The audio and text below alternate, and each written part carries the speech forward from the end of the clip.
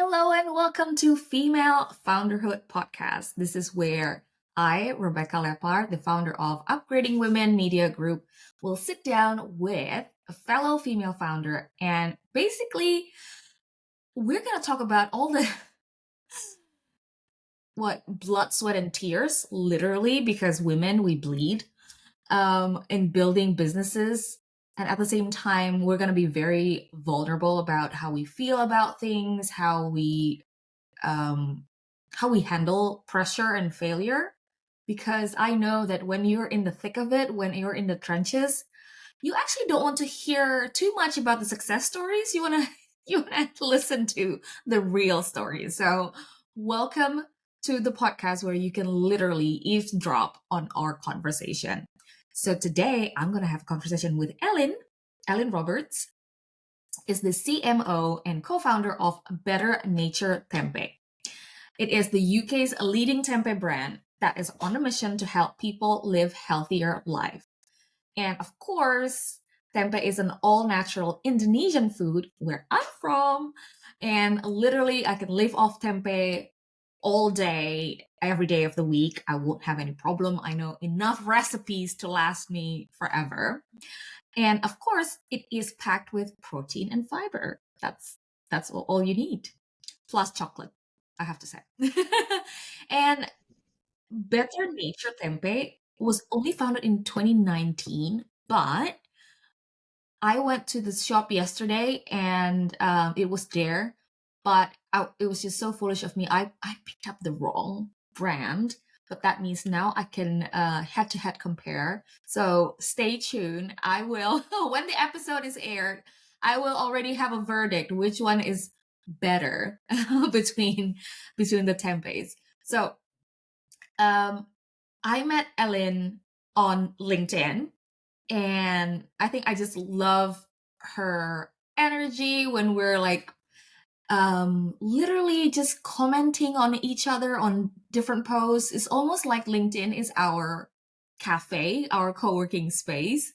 So that's how we got in touch. So Elin, you started your career. You've always been a strategist, a planner. You've always been in marketing. But when you were little, what did you want to be when you grew up? Oh, that's a good question. To be honest, I think people are always quite surprised by this, but I actually wanted to be a pop star.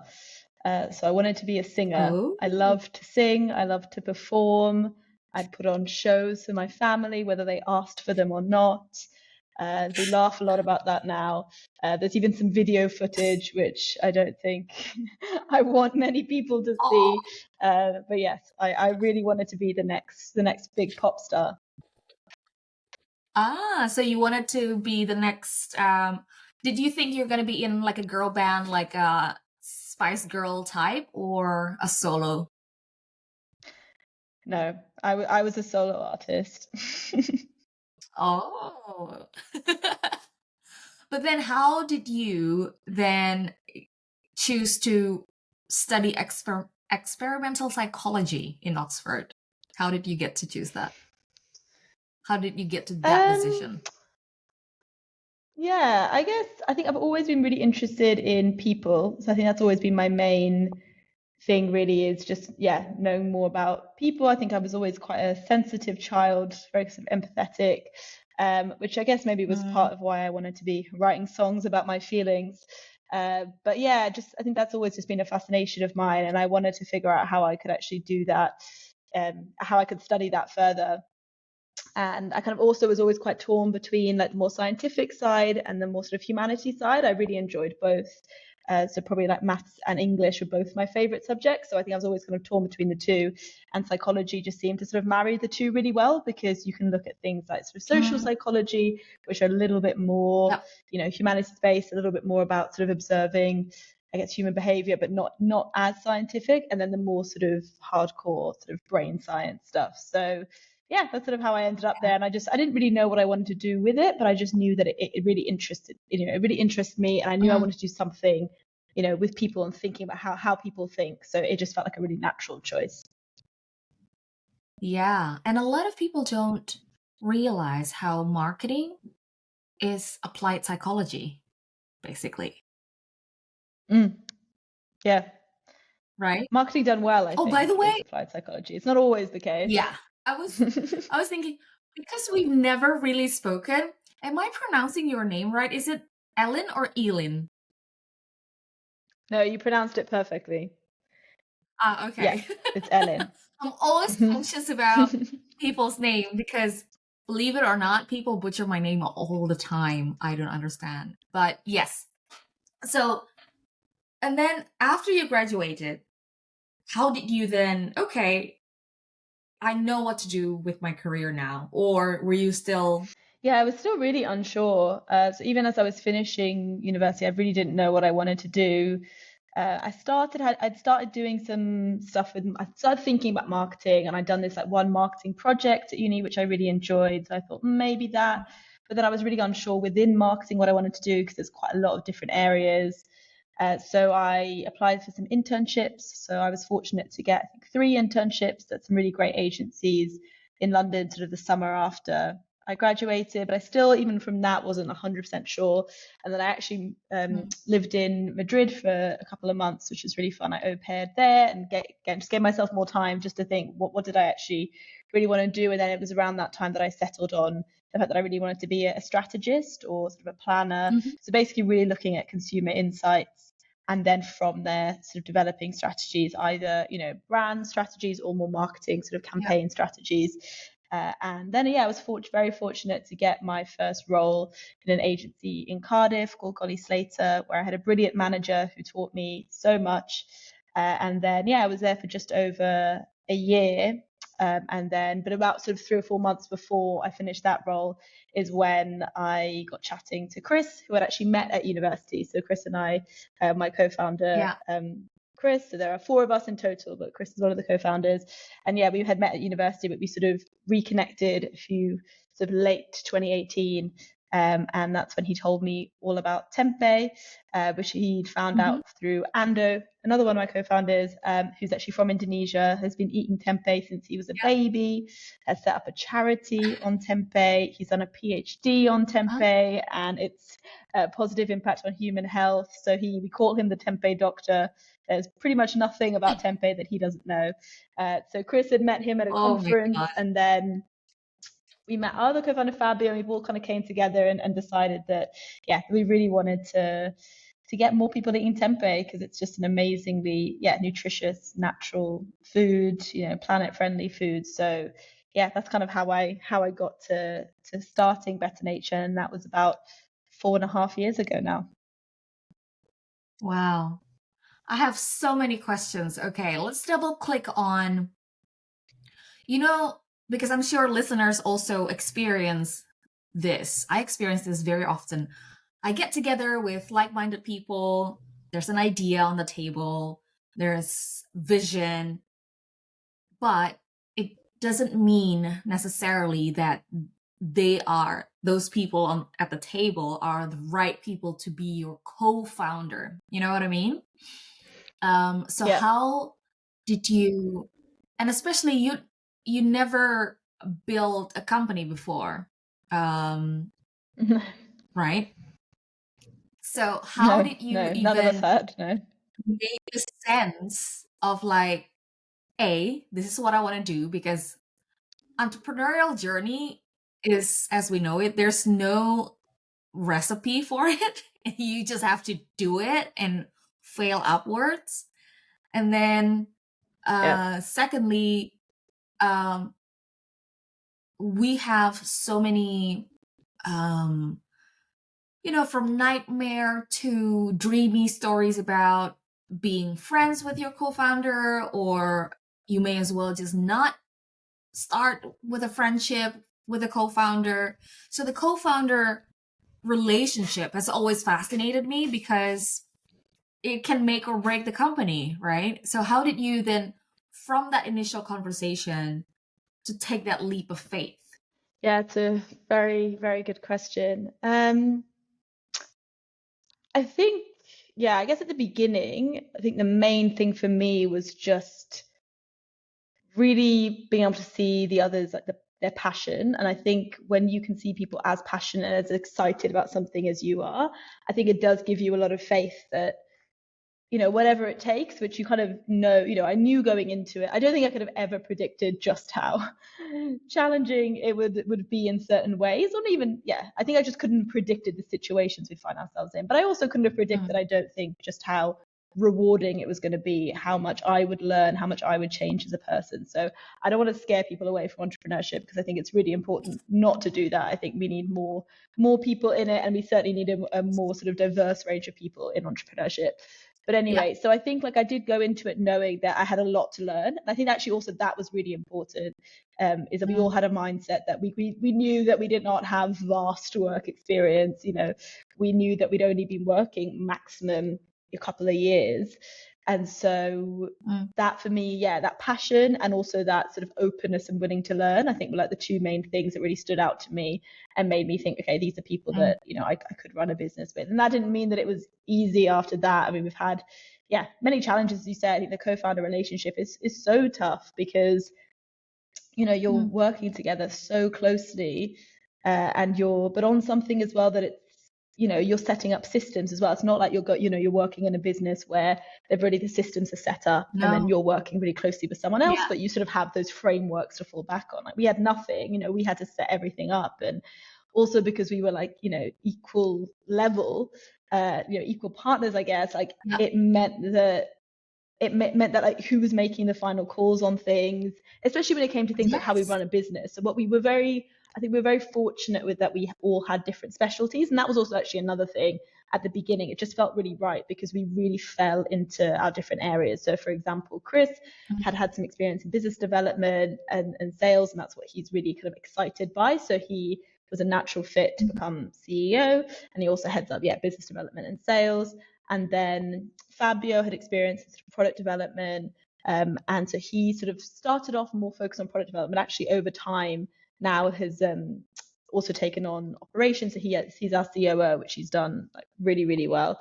And then Ando, his background's in science, in food science, in technology. So he was a natural fit for CTO, so heading up our sort of research and development efforts. And then I had obviously had a background in marketing and sort of consumer insights and research also from my degree. So I was a very natural fit for CMO. So actually that was really ideal because then it meant that decisions in those areas, at least it was clear, when it was a marketing decision, that was my decision. When it was a sales decision, that was Chris's decision. And so it was good that we had that clarity. But then when you have to decide things like, how do our team calls work? How often do we check in with each other? How do we monitor our progress? What HR systems do we have? That is just, there's so much you need to decide, and you also need to be aligned with that, between yourselves, which can be very challenging. So it definitely took us a good few years, I think, to get into a good groove with things, let's say. I think we had to work really hard at it. We actually ended up working with an executive coach, Vanessa Bello, who's brilliant. If anyone's looking for an executive coach, I couldn't recommend her highly enough. But High 15 is the name of her company. But so we actually worked with her because just to make sure that we were working as effectively as possible with each other, because as you say, it has a huge impact. I think co-founders, working in harmony, but also working effectively with each other can just have transformative impact, I think, on businesses. And them not working together can have really, really difficult, it can be very difficult for them, but also for everyone in the business, right? It can have it can be really tough. So for us, actually, that's been something that we've prioritized quite early on, is just really maintaining our relationships and making sure we work together as well as possible. And obviously it's not perfect, it never will be, but I think we've got to a really good point with that, and I'm really proud of that. I think that's something that I'm really glad that we prioritized that when we did. You should be, because this is nearly 5 years, so that's longer than a lot of marriages. So what advice would you give to those those who have co-founders, and the dynamic, and especially you have backgrounds, personality, and then there's gender, and then life commitments, all of these in the equation, and I'm sure there are some you know, you probably hit a wall or there's a misunderstanding. So what would your advice be? Hmm. I think for me, probably the biggest thing that's had an impact on how we work together is just being really aware of our own egos. I think ego can be so damaging, in the sense of, Mm, someone saying, like the idea of taking everything personally, but also like feeling the yeah. highs and the lows of a business so acutely as well. I think kind of putting your Mm, sense of self-worth into the business is really, I think, can be very, very damaging. I think obviously, you're gonna. I think, there's always going to be part of me that has some part of my self worth in the business because, of course, it's a huge part of what I do. It's what I spend my, yeah. time on. I'm very passionate about it. But I think really trying to Mm, be mindful of that, because then it means that if someone's giving me feedback, let's say saying, "Oh, I'm not sure that really made sense or that really worked," if that is basically someone challenging my whole sense of self because my identity is how well I do in the business, then of course I'm probably going to react quite badly and going to probably be quite defensive. Whereas mm, actually by be able to have some space away from that, be able to be like, and observe it, as rationally, as objectively as possible, I can be like, oh yeah, no, mm, fair enough. And regardless of whether I agree with it or disagree, I think it's also fine to disagree when someone gives you feedback, but I'm still able to listen yeah. to it, in a productive Mhm, way, take it on board and move on. And I think that also, by being able to do that, it also then creates a sort of culture of honesty and transparency, because you're not mm, scared to tell people something because they're not going to kind of get really yeah. defensive or get really upset or whatever. That doesn't mean, to clarify, of course, you do have to still be respectful and kind, and it's not about just saying Mhm, whatever and people should just be able to deal with it. Of course, there's a responsibility on the person sharing that feedback, but I do think, yeah, creating sort of really challenging that ego and that sort of over identification with your work and with the business, I think has been really important, mhm. and yeah, has helped us be a lot more honest with each other, which then I think just makes all the difference, because then everyone can just be themselves. They can also it's so important. I think if you're running a business together, you have to be able to be really honest with each other, because otherwise things could go Yeah. very wrong, right? It's yeah, I think it is, pretty vital. But I think it happens more than you realize, honestly. I've heard so many stories about founder egos just getting out of control and people being too scared to tell them things, or and creating a Mhm, culture that is incredibly dishonest. And, you know, they just, there's, and this really this sort of ego along with the business. So when the business is doing really, really well, mhm. they're on cloud nine. But when the business has a knockback, Yeah. they're miserable, they're furious, they're taking it out on their team, they're Yes. taking, I just think Breaking things. it's so dangerous. But exactly, yeah, it's dangerous, I think, for them as an individual, because I think it's really not good for your mental health, but I think it's also really dangerous for the And your people around them, and surrounding as also for the well. success of a business. Yeah, for Yeah. sure. So And yeah, I'd say that's the biggest lesson. I know I'm biased, but you've been in the space longer than I have, I guess. Um, do you notice that in terms of founder's ego, do you notice the difference when it comes to Mm. male and the female founders, um, on how they approach successes and failures, how they approach conflicts? I would say, yeah, and obviously this is just from my personal experience. I would Yeah, say on the whole, I've noticed that female founders are probably harder on themselves. That's not to say that, male founders aren't as well, but as in, I think they can't brush off failure quite as easily. And that I speak for myself as well. That I think that's something that I've had to work really hard on, is just being like, mm, oh shoot, I've made a mistake, or, this hasn't gone as mm, planned, brush myself off, take the learnings, move on. It's not a sense, it's not yeah, because I'm a failure. So I'd say that's been a no, big one that I've noticed. And then I think it can hold us back from taking risks or taking chances, or even starting a yes, business in the first place. I think, so. I yeah, think that's a big one.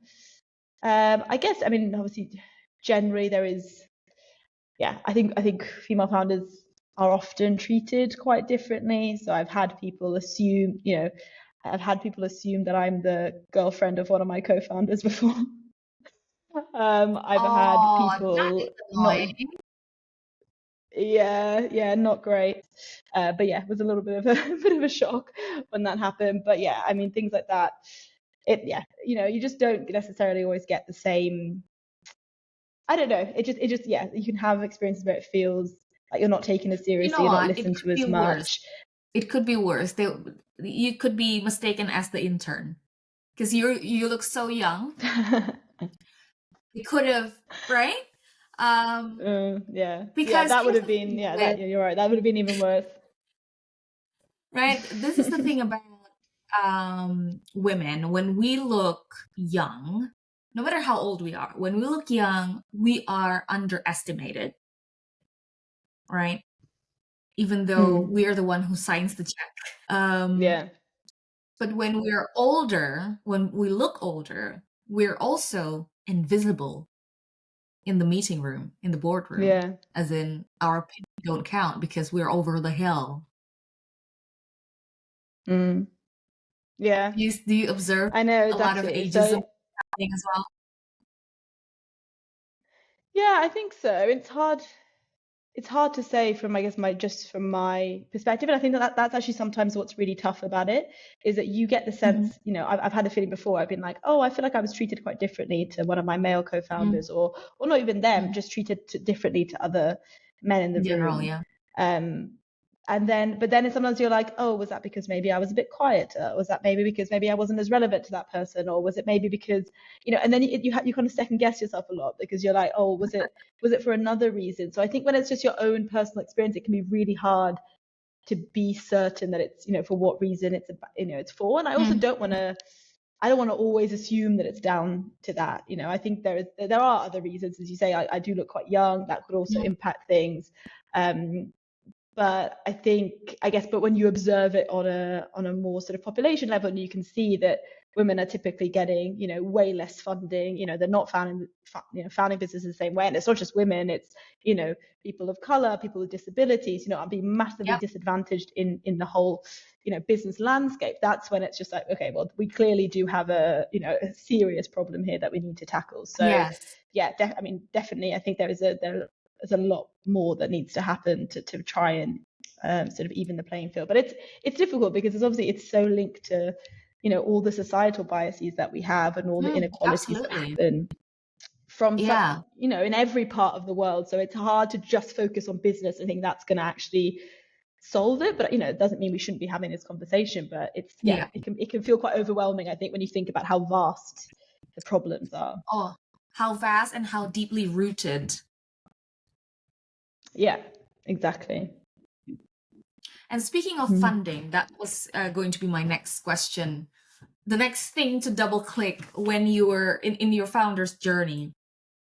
So, since you were only starting your career, and then you decided to co-found this company, how did you deal with the initial funding? How did you um, rustle up? Okay, so we need to build a company. We need funds. How did you do it at the beginning?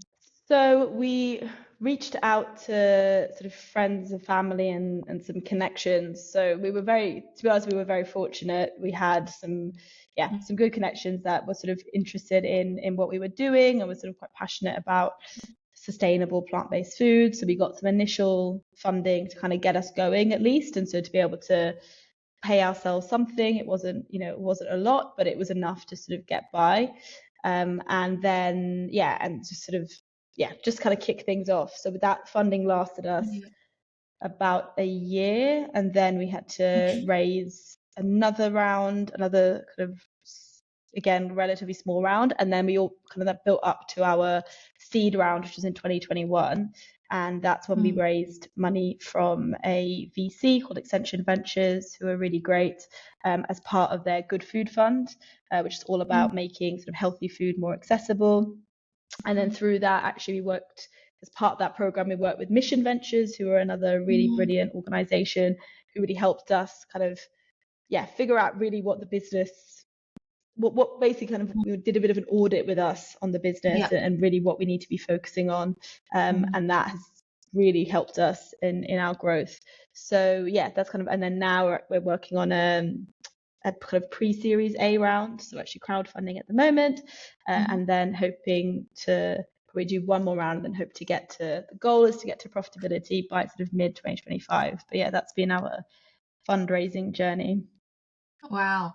And of course, you and Chris, I guess, would be the heading the all the fundraising effort.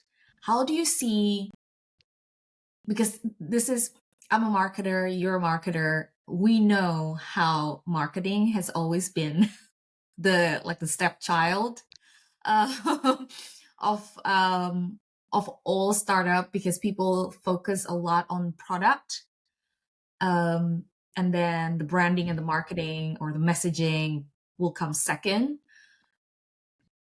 But then at the same time, if you want to raise funds, you have to have that demonstrable traction, and for that you need the branding and the marketing.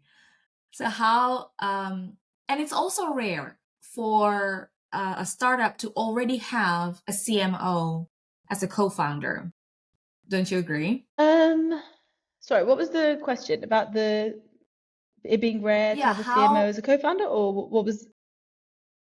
yeah, how do you well, A, how do you think marketing plays a role in fundraising?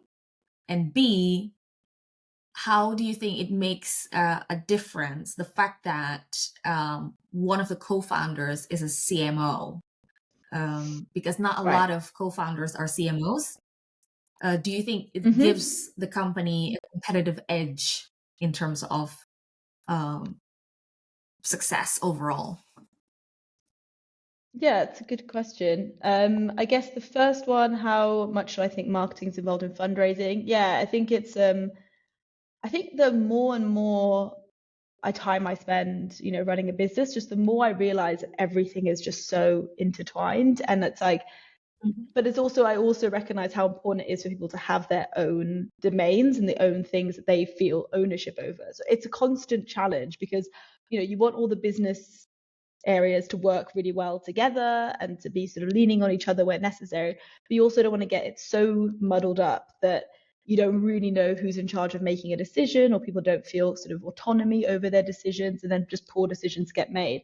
So I guess with sort of marketing and fundraising, so Chris very much leads on the fundraising side of things. So it's him that does the majority of it. But I guess yeah, marketing certainly does help. Things like LinkedIn is a big one. We see that as a really important sort of marketing channel for us.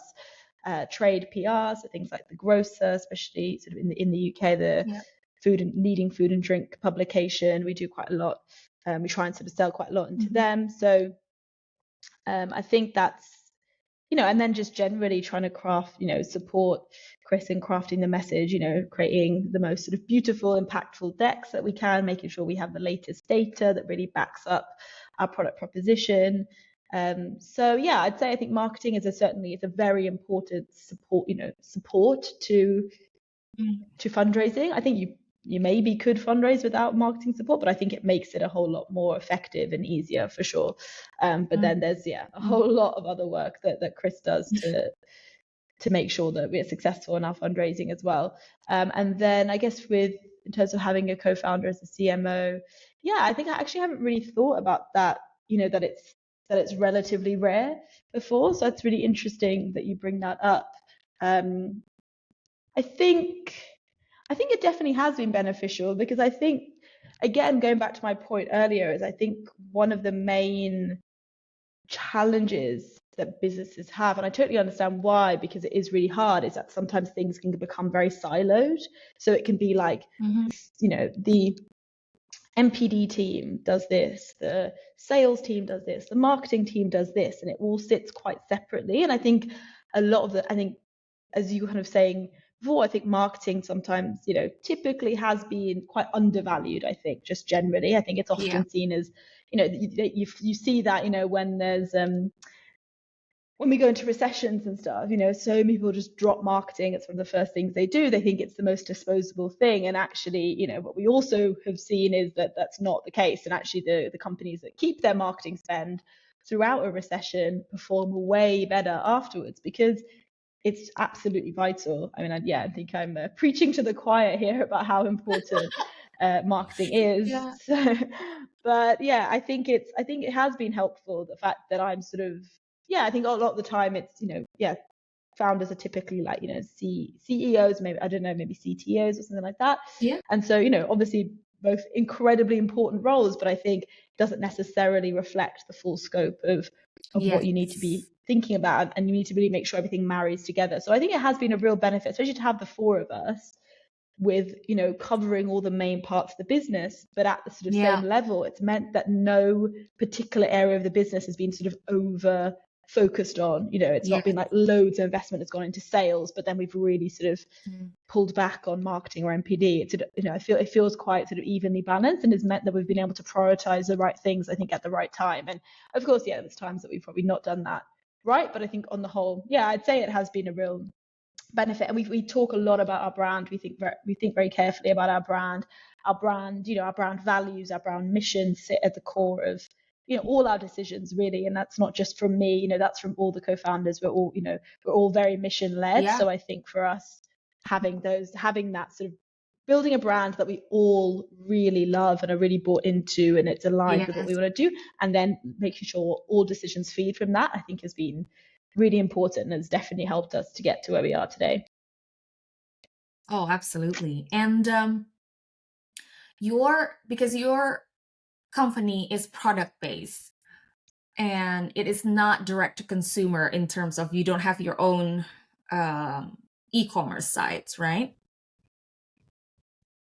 So you sell So we in. don't do into stores. We did have a D2C Mhm. offering on our website, but we actually decided to close it. I think it was April this year, maybe May, just because it's not really, from our research, it's just not really how people are buying. Certainly not how they're really discovering tempeh for the first time, and it's not really how they're buying it on an ongoing basis. So we had a really core group of sort of hardcore tempeh fans that would buy from our website, and that was great, and it was growing as well. But it's just in terms of the time and the money to put in to run a Yeah. D2C website, it just wasn't really where we were going to grow to the level that we wanted to grow, and that's much more going to come from retailers. And around that time, we started securing slightly bigger listings like Tesco, for example, and so we really had to Yeah. be very careful about where the efforts of our team and where our budgets were going, and Yes. really making sure that Tesco was a success was by far a bigger priority, and had much greater potential for the business. So we just had to be really focused, which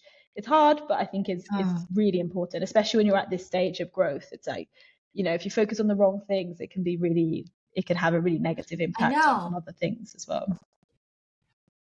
That's another thing about entrepreneurship, that a lot of people have a misconception that we are always taking risk, we're always go, go, go, but we also need to know when to stop something, or when Mm, to, just shut down one project or yeah. one channel, right?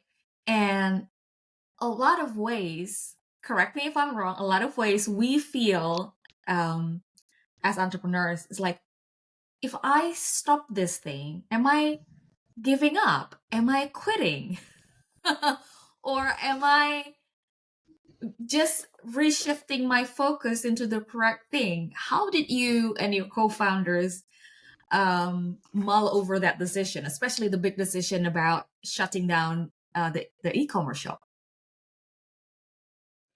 Yeah, I think that is really difficult. I think, as you say, you don't want to feel like you're quitting, but I think that can be such a challenge, because I think it's a good thing to think about, because there are certainly some things where we Mm. tried and we tried and we tried, and it wasn't working, and we kept on trying, and eventually we did get through, and it did work. We were speaking, for example, to like Tesco for about 2 years before we launched with them. So if we decided halfway through that, like, oh, maybe that's just not the right path for us, Right. that wouldn't have resulted in what it did. So I think perseverance, and being sort of diligent and just continuing is really important. But I also think it's important to adapt along that journey. So it's not just about try, Mhm. try, fail, and then just change nothing. So there's a lot we change in those Yeah. 2 years. So I think that's we're a very different business now to what we were when we first tried to get into Tesco. So I think that's also a big part of it. But yeah, I think that perseverance is really Mhm. important. But then again, as you say, you also need to be able to know when you do need to just quit essentially and just say this is not going to work. And I think for us, it's probably because we sort of were out of ideas really with our e-commerce shop of we couldn't, there was Mhm. no obvious way that we could really grow it. And also we ran research. I think research is super important. I'm a big fan of running consumer research, Mhm. and it just wasn't how people were buying tempeh, especially because it's just one product, right? So it's not even, actually it's quite a Yeah, small it's one minority of people ingredient. buy their groceries online. Yeah, like there are quite Yes. a small minority of people buy their groceries online anyways. But when they're doing that, they're Mhm. buying, their tempeh, their noodles, their sauce, their Yes. veggies. They're buying everything in Rice one, and so it everything all else. arrives great. Yeah, Yeah. exactly. Whereas to just buy one chilled product and to also have to reach, to actually make it, economically viable for us, we had to do like minimum £15 to get free shipping, which was very low actually, and sort of Mhm. we really tried to make it as accessible as possible.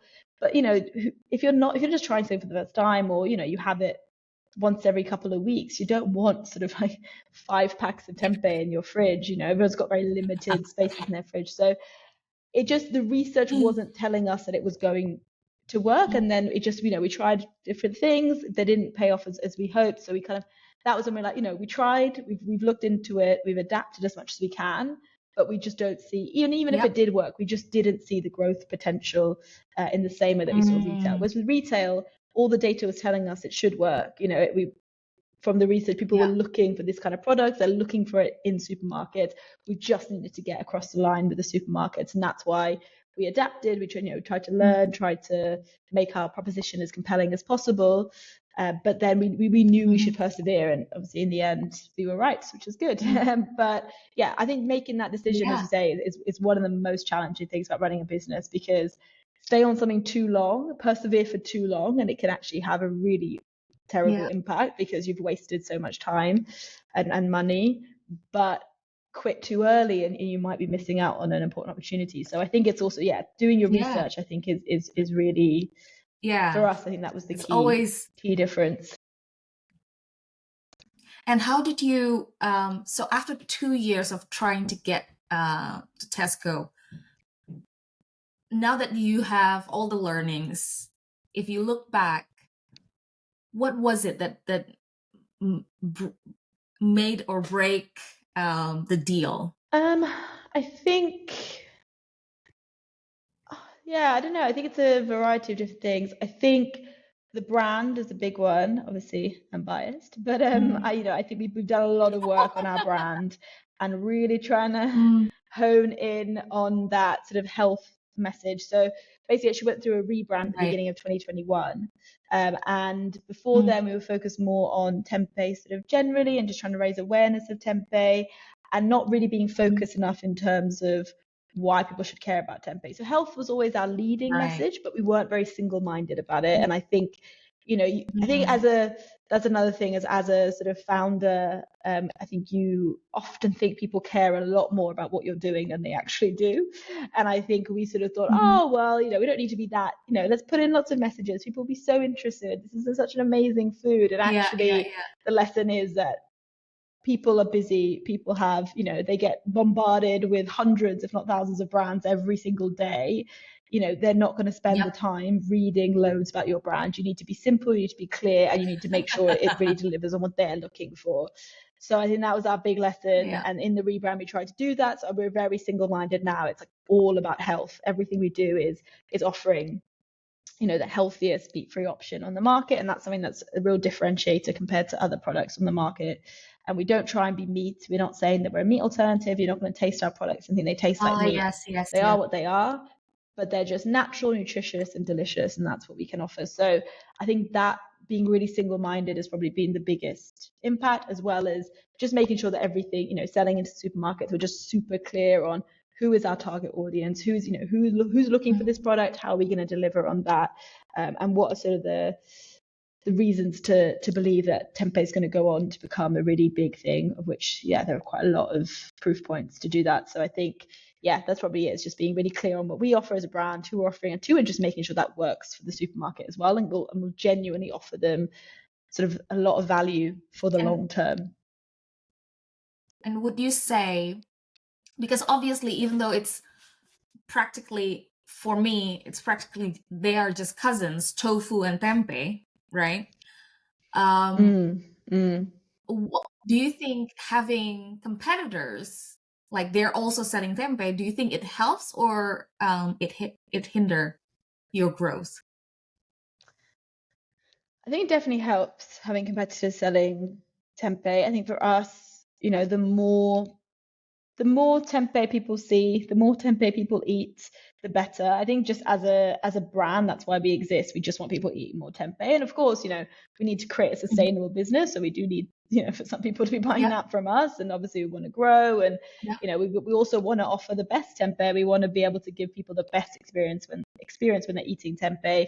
And so, we do really believe that we can do that. But for us, no, definitely like raising awareness of tempeh is so important. It's the only way we'll get, we say our goal is to get 500 million people eating tempeh by 2030. So it's a very, very lofty goal, and I don't think one that we can achieve just by ourselves. So I think that, it's really important to us. Is But I it think as long as people are worldwide? Because representing it I think, well, sorry, yeah, because yes, Indonesian already, worldwide. that's 300 million. So you have your goal already, take 300 million.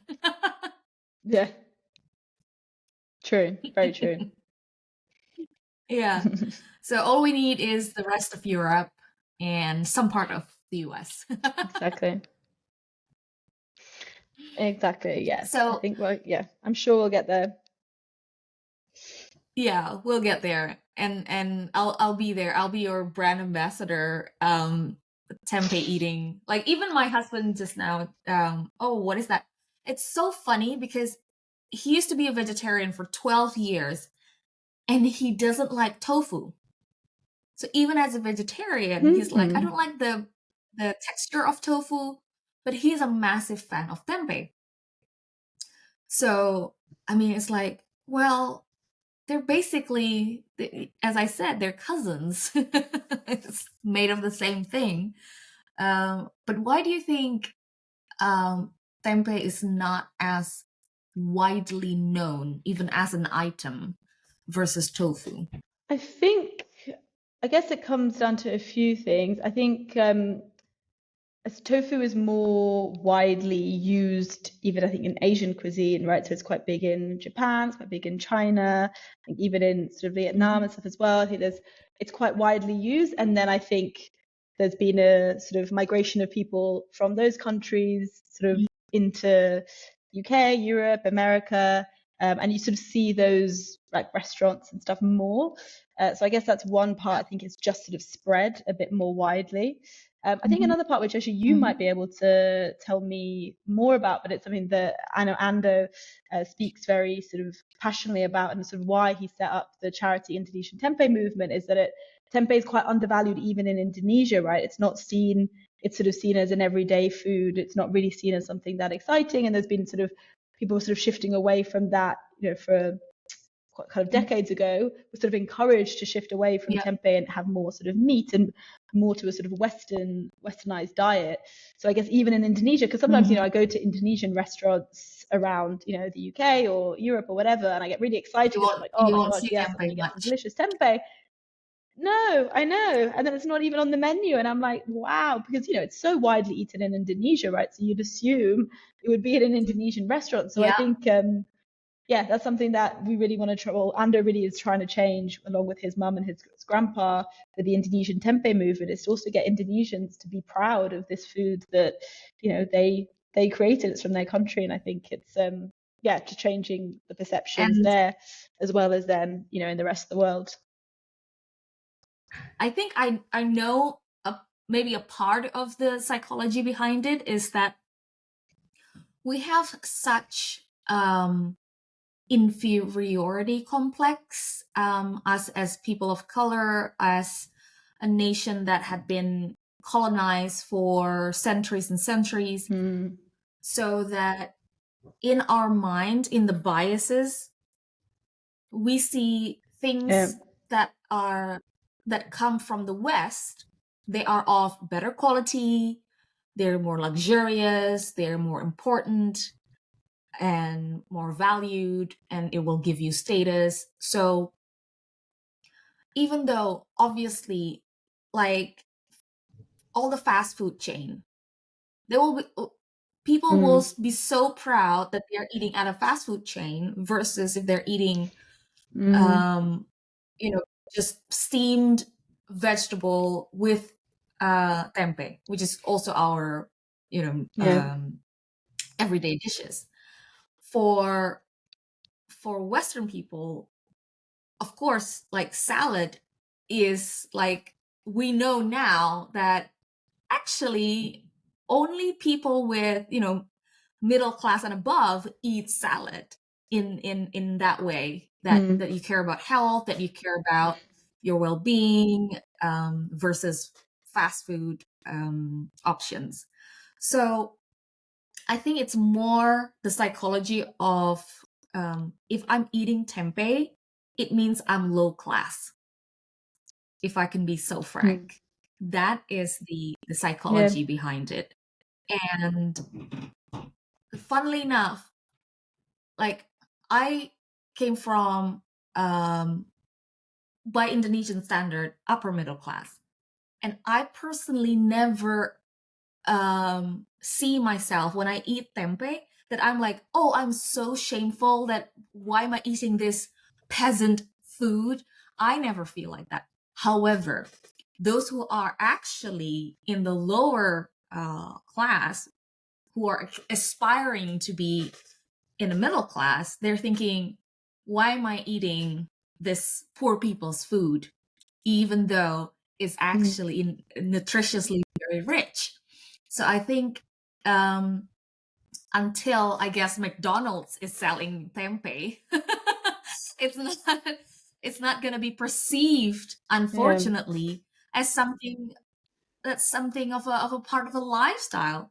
That is, I think, again, Yeah. psychologically, what is ironic and sad. And yeah, and I think I want to look it up on that tempeh charity, because, and as you said, branding plays a lot of the part, because tempeh as an ingredient, as a food item, it hasn't got that the branding that it deserves, for Yeah. especially when you compare it to tofu, right?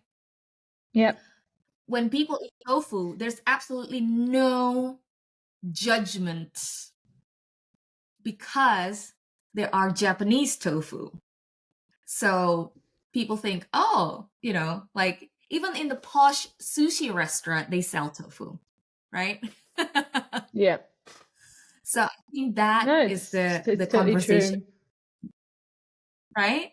So Yeah. yeah, we Yeah, it's so sorry. Yeah, it's so sad, as you say. It's just, yeah, so sad when you know that tempeh is just an incredible food. It's so nutritious, and to yeah. think that, yes, as you say, something like McDonald's has been prioritized over it just because it's westernized. But I can understand why. It's the impact of, yeah, of colonization, of white, all this, yeah, of sort of institutionalized racism. So it's not surprising, but it's still very sad, and something that hopefully we can change. Yeah, it's very sad, because if it's impacting our physical health, not only mental health, the fact that we feel inferior, the fact that we feel like we don't belong, and then to feel like we need to belong to the westernized society, we have to eat this fast food, and it's also detrimental to our Yeah. health.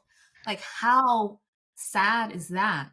So, Yeah. on that note, Elin, complete the sentence. When Yes. when I'm king, what will happen if Elin is king?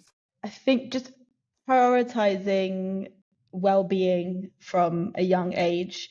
So giving at schools access to sort of free mental health care, actually teaching children about nutrition based on the science, actually, yeah, teaching them about how to look after themselves, also teaching them about things like financial well-being, just giving children the tools to be able to live healthy, happy lives that hopefully then create healthier, happier adults, and also, offer those things in adulthood as well. But I do think starting with children is really important. Oh yes, absolutely. Well, this is exactly why we need more female founders, because every time I ask this question, the answer is always about the society, about the children, about what we can achieve as humans, for each Mhm. other. So thank you so much, Elin, for your time today with me. Thank you so much. Thank you. Really enjoyed it. Okay, so my homework is to go to Tesco now and buy Better Nature Tempeh. So and then I'm gonna post Yes. how I cook it. Normally I eat tempeh deep fried, but again, in the spirit of eating healthy, I will stir fry it and I will eat it with some rice noodle. I think that's what I'm gonna have, and pak choy. Oh, I'm hungry Yum. already. Sounds delicious. Okay. Great. Thank Thank you. you Thank so you so much, much for Rebecca. listening as well. Thank you. And don't forget to tune in. And if you have any suggestion for a female founder for me to interview, please send me an email, Rebecca at upgradingwomen.com. See you in the next episode.